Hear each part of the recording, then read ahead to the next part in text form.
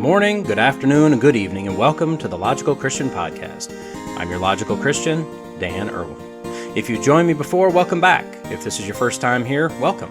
At the Logical Christian Podcast, we look at what's going on in the world of current events, politics, science, and whatever the mainstream media feels is important to tell us, but rather than just accepting their spin and swallowing their narrative, we look at it logically, and we look at it as Christians. Links can be found in the show notes if you want to follow along. So with that, let's go be logical Christians. Well, resistance is futile these days. You may think you know what you think. You may think you know what you believe. You may think you know how things work. It turns out you're wrong. Don't worry, so am I. Now, this may sound scary, not knowing. But luckily, we have snowflake-shaped bastions of truth eagerly and lovingly correcting us, as long as we agree. Otherwise, the love goes out the window real quick like. Today, we're going to learn what is definitely not A-OK, and then we'll get a unique glimpse into evolution in action as one of their own goes off the reservation. Wait a minute, I'm not supposed to say that. Anyway, and finally, we'll see how our overlords will help us to understand that despite what we think, resistance is indeed futile. You may want to take some notes and a handful of aspirin. Hey, here we go. Can we just stop? I used to say, if everything is racism, then nothing is racism. But apparently that's an obsolete saying at this point. The more accurate saying should be, if everything is white supremacy, then nothing is white supremacy. And I'd maintain that, by and large, very close to nothing is actually white supremacy. But not if you ask the general leftist goob in America. They're pretty sure that everything is white supremacy, whether they believe it or not, because they have to agree with the other leftist goobs who feel that they need to agree with the other leftist goobs, and to be honest, it's leftist goobs all the way down. Anyway, on ESPN.com, a site that used to not be very nearly dead to me, the headline, Nebraska alters mascot's hand gesture to avoid ties to white supremacy. Okay, first, let me make a little disclaimer since I don't shy away from true truth. White supremacy is in fact a real thing. There's a very, very small fringe, whack job, nutcase fraction of the population of the United States who truly believes that whites are better than other skin color shades. Why? Could be a whole bunch of reasons. One of those could be the teaching of evolution. I mean, this is what Charlie Darwin believed. I've covered that topic before. The bottom line is people who believe that a shade of skin is better than a different shade of skin are either very duped or very stupid, or both, and are by definition supremacists. And this can be any color versus any color. It's not just a whitey thing that makes supremacy. That said, maybe if the Bible was taught and taught correctly, it wouldn't remove all racist thoughts, but it would remove all excuses. Anyway, Nebraska apparently changed their mascot's hand gesture not because it was flashing the white power sign, but because they were pressured by the scream at the sky, boycott crazy, angry at everything, and everyone super tolerant and loving liberals who lovingly suggest that you should lovingly change things because they tolerantly can't tolerate it because it's not loving, in their opinion, usually based off of a TikTok video, or in this case, a 4chan rumor. So, what the Nebraska mascot was doing was making the OK sign, by making a circle with your thumb and first finger, with the other three fingers sticking up and fanned out. The OK symbol.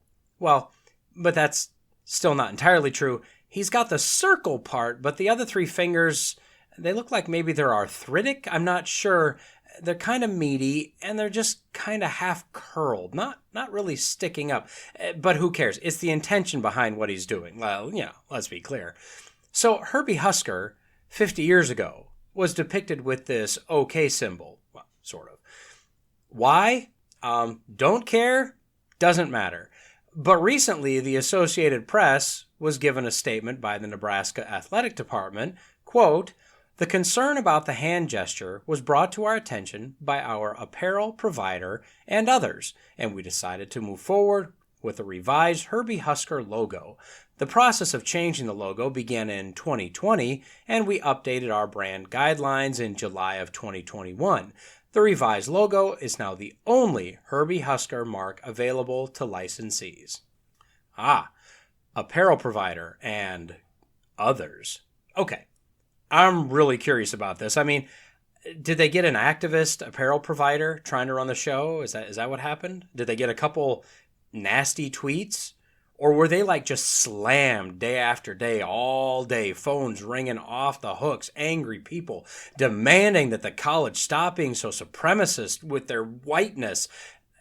I'm kind of guessing the activist apparel company and maybe a few whiners. But why is this innocent hand gesture that's been around for a long, long time suddenly a bad thing? Well, let's thank internet trolls, shall we? Per an Anti-Defamation League article, who themselves are off their nut in most things, they said that this started with a hoax in 2017 on the website 4chan. See, when you put your hand in the OK position, now, if you're going to do this, I need you to look around first to make sure you're not going to offend anyone, okay? Be careful. So if you put your hand in the OK position, the three fingers, the pinky to the middle finger, they make the W. The circle with the first finger and thumb is the round part of the P, with your wrist and arm making the P stick. Wait, okay, sorry, that sounds wrong. Making the P line. There, much better. Thus, WP, which of course stands for white power. Now, it could have stood for, whole peanuts or whipped potatoes or wild berry Pop-Tarts, or maybe I'm just hungry, but look, you get the point, okay? So why did these hoaxers decide on white power? Well, because the time was right. Those looking for reasons to be racially angry were looking for anything to use to claim white supremacy, and they knew that the woke mob that only cares about being woke, regardless of how or for what reason they just want to be considered woke, and they'll take anything to try to bring themselves relevance, they knew that the time was right for them. And bada bing, the OK symbol now means you're a white supremacist. So back to Herbie Husker. This guy has been racist for 50 years, and all we're doing is giving him a slap on the wrist? Change your hand symbol, Herbie. That's all we're doing. Shouldn't this guy be canceled? Shouldn't he be replaced? Shouldn't the entire University of Nebraska be wearing sackcloth and covering their heads in ashes? No, guess not. Just change your gesture. And that's what they did.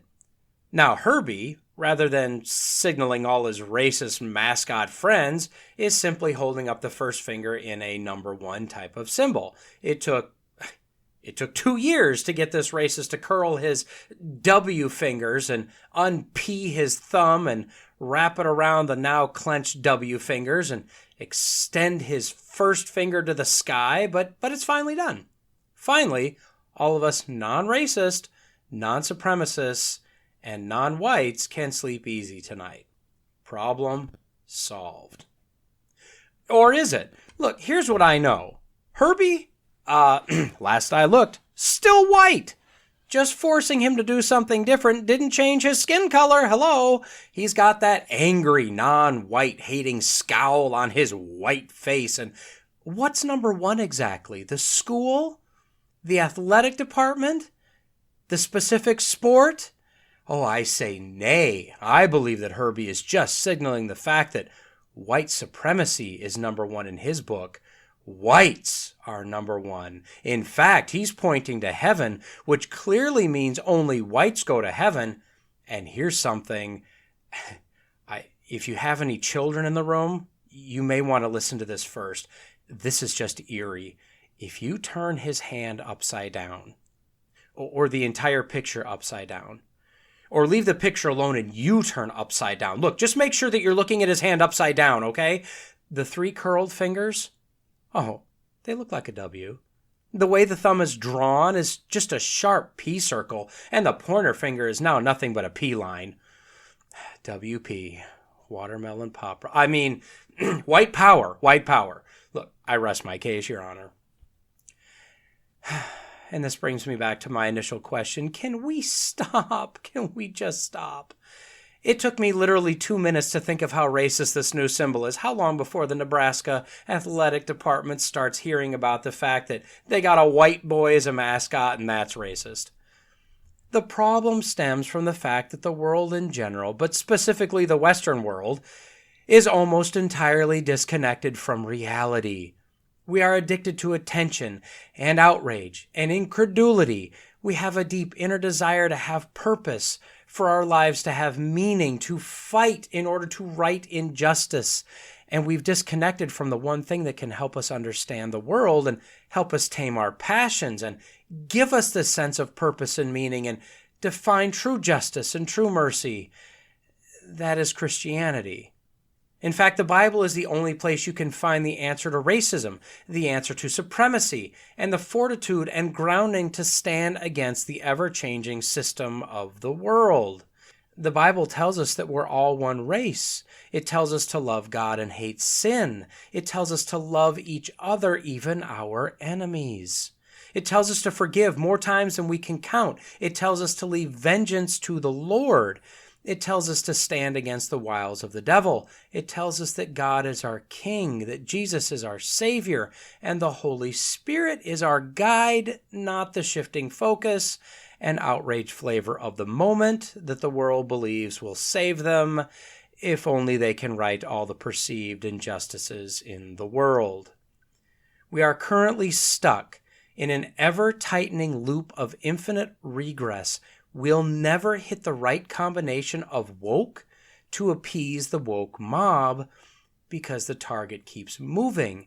And in reality, it keeps multiplying. So what do? We focus on God. We get our noses in the Bible. We focus on what God says is important and then stand unmovable against the world. The same way that Ken Ham with Answers in Genesis is working hard to take back the rainbow, we can take back the OK symbol, use it if you want, and be ready to look at those that want to call white supremacy and simply say, no, I will not accept your lies and hate, be gone. Lock yourself into the truth, the true truth, as given in the Bible, and you won't find yourself being pushed around the woke game board. Well, just for fun, let's take a look at the topic that shall not be named. Travel with me for a moment down a purely hypothetical situation. I, a middle-aged white male, walk up to you on the street and say, I am a strong, black 12-year-old girl. Now you may say, let's get you somewhere padded. However, for what is an ever-increasing population of wokies, they look me right in the eyes and say confidently, little miss, you are not black. That's right. Let's talk about personal identification. In an article entitled, and excuse the swear, Race is a Spectrum, Sex is Pretty Damn Binary, on arrowmagazine.com, Richard Dawkins, no, not the Family Feud guy, that's Dawson, we're talking about Dawkins, the British Oxford College professor, evolutionary biologist, author, intellectual, and some consider to be the top atheist of our time, talks about the backlash that he's been getting since he tweeted this controversial tweet, quote, in 2015, Rachel Dolezal, a white chapter president of the NAACP, was vilified for identifying as black. Some men choose to identify as women, and some women choose to identify as men. You will be vilified if you deny that they literally are what they identify as. Discuss. End quote. Now, I think most of us see the obvious issues in this tweet. Per the accepted worldview handbook that's been handed to us through corporate media and social media, celebrities and politicians, one, Miss Dolezal was not black. And how dare she appropriate the black culture and sully it with her whiteness and white privilege. And two, people don't choose to be a gender other than that which has been thrust upon them against their will at birth. They just are something other than. Now, because of this blatant hate, evident in the obvious transphobia and racism, Sir Richard Dawkins has had his 1996 Humanist of the Year award from the American Humanist Association stripped from him in 2021, because of course he did. Dawkins goes on to say that asking thought-provoking, paradoxical, and even controversial questions followed by the single word discuss has been his modus operandi for quite some time, but he apparently went too far this time. He states that he wasn't even necessarily taking a side on either issue, he was just asking the question, prompting the discussion. In an interview, which turned quickly to the controversial tweet, he was asked to expand on what he meant, so he said the following, quote, "Race is very much a spectrum. Most African Americans are mixed race, so there really is a spectrum. Somebody who looks white, may even call themselves black, may have a very slight African inheritance. People who have one great-grandparent who is Native American may call themselves Native American. Sex, on the other hand, is pretty damn binary. So on the face of it, it would seem easier for someone to identify as whatever race they choose. If you have one black parent and one white parent, you might think you could choose what to identify as." In this article, he goes on to explain that, quote, "This point really is childishly obvious," end quote. He explains that in almost every case, yes, there are anomalies, when a male and a female procreate, stop the giggling, they literally create, wait for it, a male or a female. These are the times I kind of wish I had chosen a video platform so I could sketch out this diagram for you. He reveals additional deep secrets that when two people of different races procreate, stop it, they create a child of mixed race. I mean, this is gold, Jerry, gold!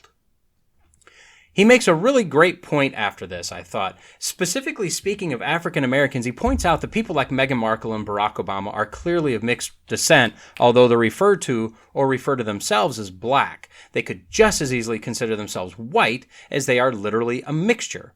In fact, the only reason that Rachel Dolezal, who is clearly white, wasn't called out for about a year as being white was because she claimed to be black, and the term black really refers to a wide array, or as Dawkins says, a spectrum of skin tones.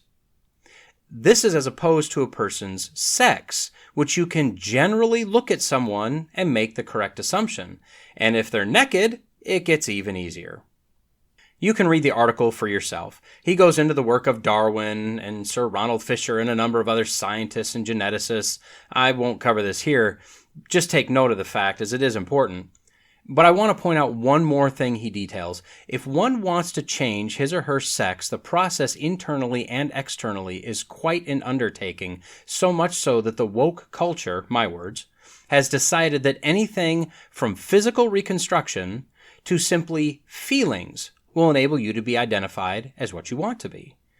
But race is much easier. Anyone can literally identify as any race they have in their lineage. Regardless of how dark your skin is, if there is a white person in your family tree, you can literally claim that you're white, because at some percentage, you literally are, and vice versa. So, from a humanist standpoint, this is a very well-written, logical, compelling article. You can see why he's being hated on.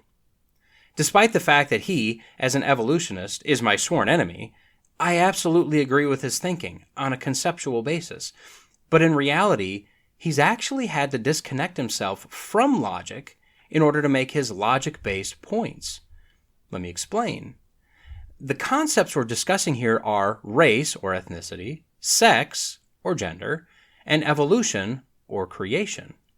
Unfortunately for Dawkins, the only way he can make the points he's making is to leave his stance in the world of random chance evolution and collapse entirely onto the laws of logic created by a higher power, a creator, God. In evolution, a theory of complete random chance, there is no room for logic. You may be able to establish groupthink in a population, but logic, much like gravity or mathematics or truth, has only one valid mechanism. In order to have laws of logic, much like laws of physics, you must have a lawmaker, a lawgiver, and a law sustainer. If evolution were true, then anything we call a law today could theoretically be drastically different tomorrow or in 1,000,000 years. We have no way of knowing and no foundation to base our claims on. Furthermore, Dawkins is correct that race, or more accurately, skin tone or ethnicity, can be a spectrum. Race is a false construct. Race has literally nothing to do with anything biological or geographical. It literally deals only with physical features. It's a social construct that, from what I could find, came into use somewhere early in the 17th century. If I say someone is of African race or Asian race or Anglo race, what I'm actually saying is that they have a certain skin tone, a certain eye shape, a certain nose shape, a certain head shape, and on and on. It's a term that classifies humans as cattle. The proper use of the term race with regards to humans is the human race. And that's all. There is no breakout groups of races. We all, speaking in generalities, have legs and arms and heads and eyes and ears, noses, mouths. In fact, we can all interbreed. Blood transfusions and organ donations aren't dependent on physical features or geographic ancestry. The problem is, evolution is a very racist religion. Yes, a religion. It splits hominids into human-like and ape-like, and it further splits humans into various groups that either went extinct or evolved to what we are today. And although evolutionists don't talk about this much today and generally deny this or decry this, the theory is massively racist as it splits the evolutionary tree of humans into branches, with some still currently alive today not being evolved as far as others in terms of race. In the Bible, we're clearly told that at the beginning, God created man out of dust, then created woman out of man, and he created them male and female, and that's it. They were designed and generally looked like we do today. Coming from two beings, one created out of the other, there is literally only the human race, just the one. The fact that God created them with two distinct sexes or genders, male and female, dispels the thought that there may be hundreds of genders. That's nothing more than psychotic delusion. So where do the very distinct shades of skin and very distinct characteristics come from? Well, without knowing anything exactly, as the Bible doesn't give us a biological breakdown of the history of mankind, you'd have to logically assert a few things. 1.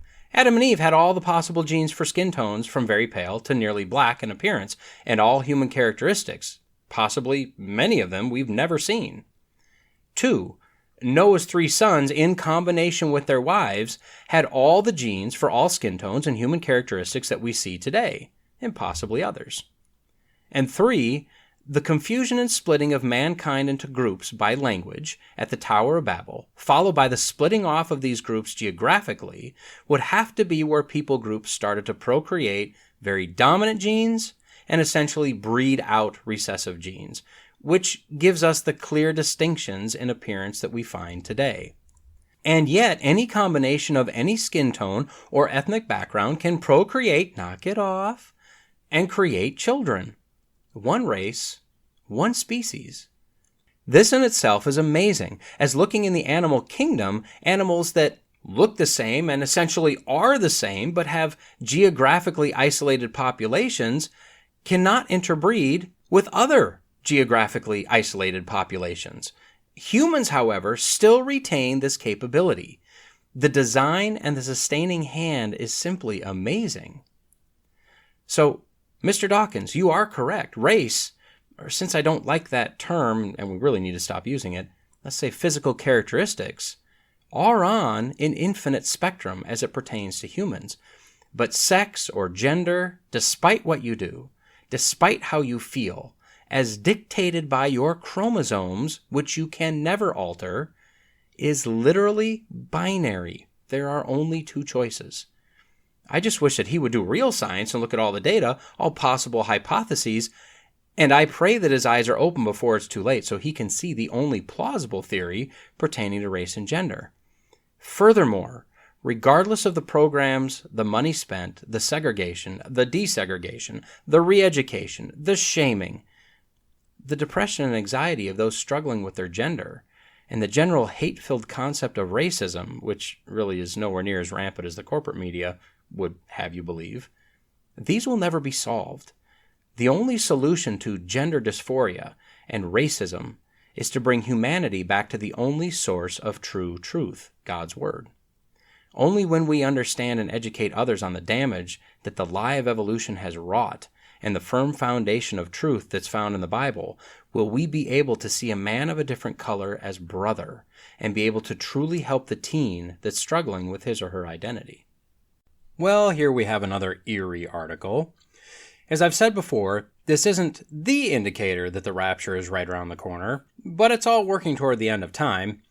And as with a few other articles, I can't kick every dog that's brought up here, but I'll give you enough to get an idea of what we're looking at, and you can take it from there if you so choose. An article on MSN.com, Moderna aims for COVID flu booster in 2023, but Fauci and other virus experts warn of challenges to come this year. Can we please stop with the full paragraph-length headlines? Anyway, the World Economic Forum held their annual Davos Agenda meeting mid-January, albeit virtual because the elitists and power brokers didn't want to catch a cold, speaking on all things money, power, control of the world, as is their custom.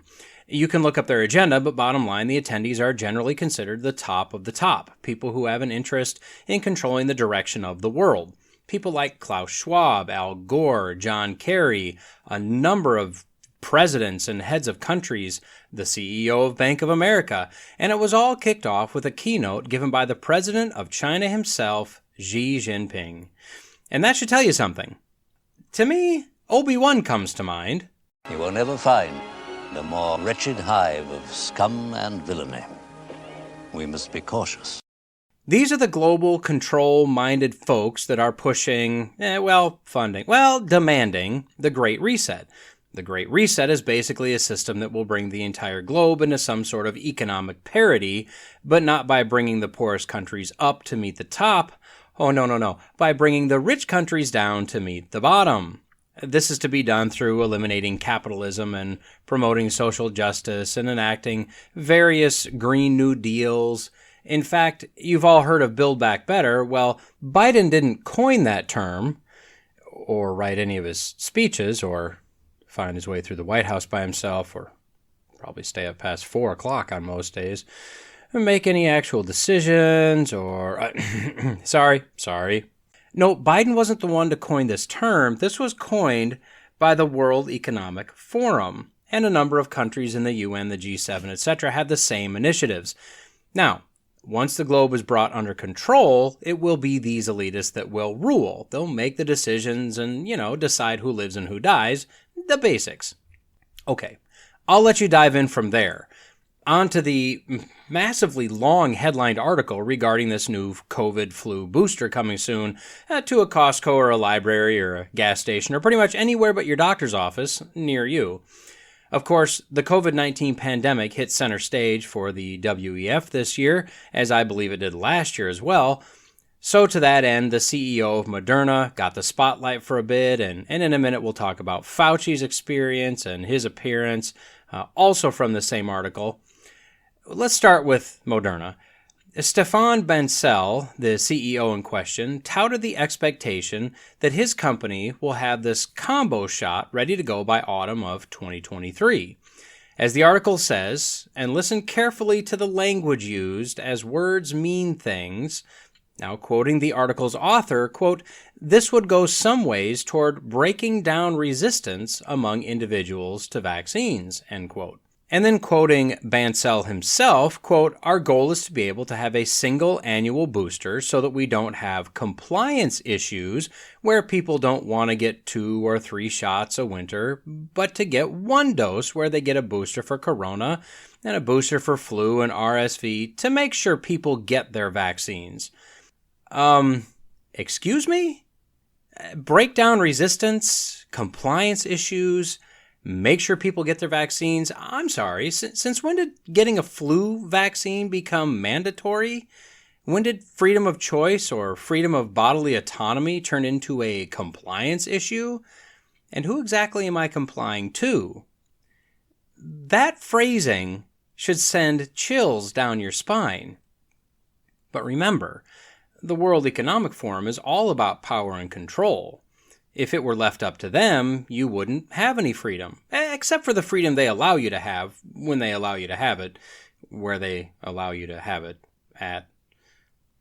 Of course, the Fauci Almighty was on the same panel, setting the world straight. You may think things are going fairly well right now. As a matter of fact, many experts have very high confidence that Omicron will be the variant that will lead to herd immunity and move COVID into an endemic phase.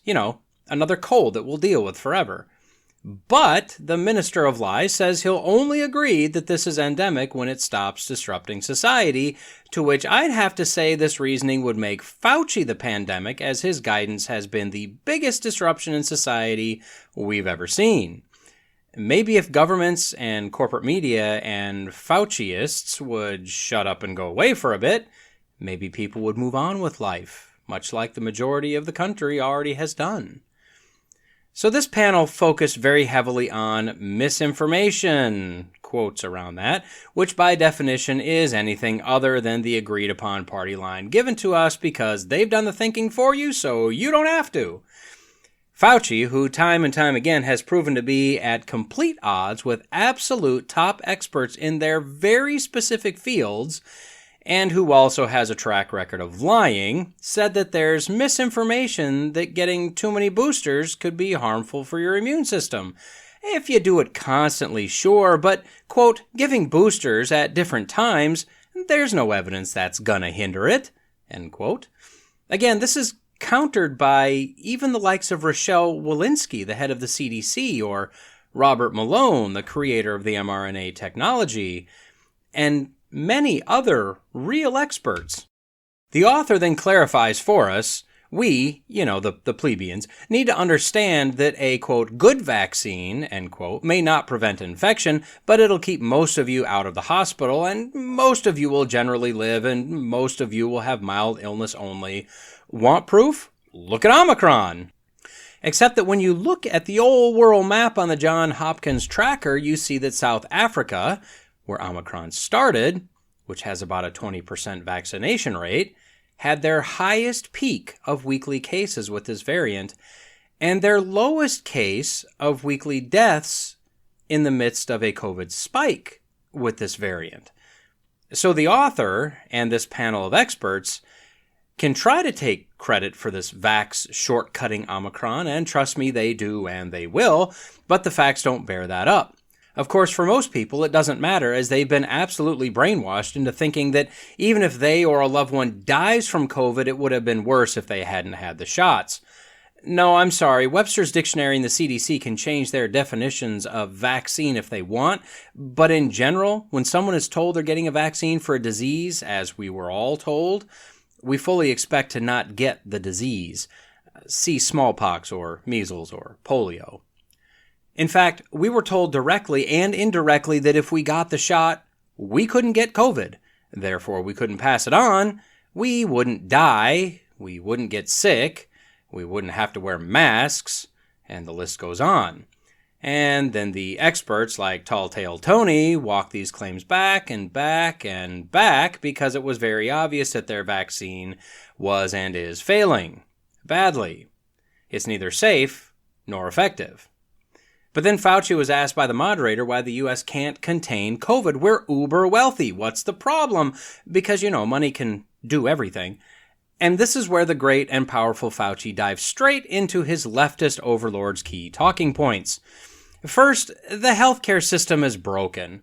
We apparently live in a country where there are hospital deserts, especially for those cognitively challenged minorities who just can't seem to find a place to give them health care. Oh, those poor, silly, stupid, non-white people. I mean, can you see how racist of a statement that is that he made? No, this is not correct. I know that if you look up the best healthcare systems in the world, the U.S. always ranks fairly low, which should kind of surprise you since we're one of the top countries that the rich and the powerful from other countries come to for healthcare. If you look at these lists, most of the top countries are socialist-based to some degree, large or small. Our system has its problems, but I don't think it's very hard to point back to the government as the creator of a lot of these problems. But let's be honest, we have the doctors, the nurses, and other healthcare professionals that are tops in the world. We have facilities and equipment that's tops in the world. And we literally have a system that allows anyone to get health care. Well, I mean, now in some cases you'll be denied if you're not vaxxed and also a legal citizen. But for all emergencies, anyone can get health cares, as well as a wide variety of programs and charities that will help pay for procedures for those that can't afford it. No, it's not a perfect system. Yes, it could be made much better, especially if the government would get their slimy fingers out of it, but we have a fantastic healthcare system, at least for now. And the other main problem is you. Well, maybe not you, but definitely me, pushing back against, quote, regular, normal, easy-to-understand health measures, end quote, like wearing masks and getting your vaccination like a good boy or girl, and, quote, do public health measures, end quote. Basically, if we just do as we were told, as a collective, problem solved. Except that, again, no, that's not correct. The population is massively vaxxed, with about 75% of the eligible population in the United States having one shot, and about 63% having their second shot, and of course with a subset now of those already having received a booster. The first booster of so very, very many boosters yet to come. As for other health measures, we all generally gave 15 days to flatten the curve without too much griping. Most wore masks, many still do. Most locked down, some still do. Businesses closed, lives were ruined, all in the sake of pulling together. But when weeks turned into years, enough is enough. The measures didn't work. They can never work. And no expert ever expected a mask where the virus can line up and dance the river dance across one of the openings in the mesh to stop a virus, or for a piece of plexiglass to stop the virus, or masking when standing versus unmasking when sitting to ever stop a virus. So why are they still pushing the narrative? Well, for various reasons. They just can't let this pandemic die. I'm sure the World Economic Forum sees this as a way to maintain control, push global solutions and global equity, and redistribute wealth. And with the introduction of Omicron, as well as a few other recent events and occurrences, they see it slipping away. Moderna, of course, sees dollar signs, a lot of dollar signs. Everyone get your vaccine like a good little boy or girl, or you won't get a lolly. And Fauci, his grace, his lordship, his eminence, he has the grandest need for this pandemic to continue of them all. His God complex needs this disease so he can continue to be the cure.